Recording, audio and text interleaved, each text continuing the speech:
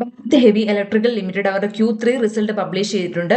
ഈ ക്വാർട്ടറിലെ റവന്യൂ നോക്കുവാണെങ്കിൽ 8,473 കോടിയാണ്. അതിന് തൊട്ട് മുമ്പുള്ള ക്വാർട്ടറിലോ 7,511 കോടിയാണ്. നമ്മൾ ക്വാർട്ടർ ടു ക്വാർട്ടർ നോക്കുവാണെങ്കിൽ ഒരു 13% റവന്യൂ ഈ ഡിസംബർ ക്വാർട്ടറിൽ കൂടിയതായിട്ട് കാണാൻ സാധിക്കും. അതുപോലെ കഴിഞ്ഞ ഫിനാൻഷ്യൽ ഇയറിൽ ഡിസംബർ ക്വാർട്ടറിലെ കമ്പനിയുടെ റവന്യൂ എന്ന് പറയുന്നത് 7,277 കോടിയാണ്. നമ്മൾ ഇയർ ടു ഇയർ കമ്പയർ ചെയ്ത് നോക്കുവാണെങ്കിലും ഒരു 16% റവന്യൂ ഈ ഡിസംബർ ക്വാർട്ടറിൽ കൂടിയതായിട്ട് കാണാൻ സാധിക്കും. അതുപോലെ കമ്പനി ടോട്ടൽ ഇൻകം നോക്കുവാണെങ്കിൽ ഈ ക്വാർട്ടറിലെ കമ്പനിയുടെ ടോട്ടൽ ഇൻകം എന്ന് പറയുന്നത് 8,700 കോടിയാണ്. അതിന് തൊട്ട് മുമ്പുള്ള ക്വാർട്ടറിലോ 7,693 കോടിയാണ്. നമ്മൾ ക്വാർട്ടർ ടു ക്വാർട്ടർ നോക്കുവാണെങ്കിലും ടോട്ടൽ ഇൻകം ഈ ക്വാർട്ടറിൽ കൂടിയതായിട്ട് കാണാൻ സാധിക്കും. കഴിഞ്ഞ വർഷം ഡിസംബറിലെ ടോട്ടൽ ഇൻകം എത്രയായിരുന്നു? 7,393 കോടിയാണ്. നമ്മൾ ഇയർ ടു ഇയർ കമ്പയർ ചെയ്ത് നോക്കുവാണെങ്കിൽ ടോട്ടൽ ഇൻകം കൂടിയതായിട്ട് കാണാൻ സാധിക്കും. അതുപോലെ കമ്പനിയുടെ ടോട്ടൽ എക്സ്പെൻസ് നോക്കുവാണെങ്കിൽ ഈ ക്വാർട്ടറിലെ ടോട്ടൽ എക്സ്പെൻസ് എന്ന് പറയുന്നത് 8,188 കോടിയാണ്. അതിന് തൊട്ട് മുമ്പുള്ള ക്വാർട്ടറിൽ എത്രയാണ്? 7,201 കോടിയാണ്. നമ്മൾ ക്വാർട്ടർ ടു ക്വാർട്ടർ കമ്പയർ ചെയ്ത് നോക്കുവാണെങ്കിൽ ടോട്ടൽ എക്സ്പെൻസ് ഒരു 14% ഈ ഡിസംബർ ക്വാർട്ടറിൽ കൂടിയതായിട്ട് കാണാൻ സാധിക്കും. കഴിഞ്ഞ വർഷം ഡിസംബർ ക്വാർട്ടറിലെ കമ്പനിയുടെ ടോട്ടൽ എക്സ്പെൻസ് എത്രയായിരുന്നു? 7,224 കോടിയാണ്. നമ്മൾ ഇയർ ടു ഇയർ കമ്പയർ ചെയ്ത് നോക്കുവാണെങ്കിൽ ഒരു 13% ടോട്ടൽ എക്സ്പെൻസ് ഈ ഡിസംബർ ക്വാർട്ടറിൽ കൂടിയതായിട്ട് കാണാം.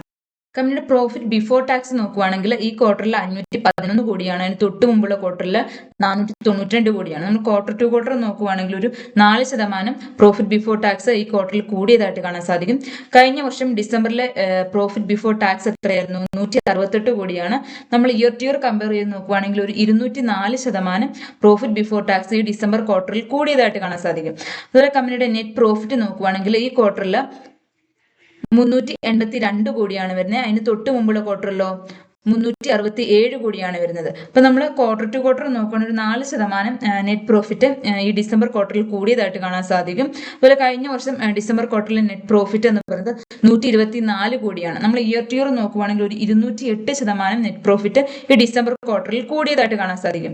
അതുപോലെ കമ്പനിയുടെ EPS ഏർണിംഗ് പെർ ഷെയർ നോക്കുവാണെങ്കിൽ ഈ ക്വാർട്ടറിൽ 1.1 പൈസയാണ് വരുന്നത്.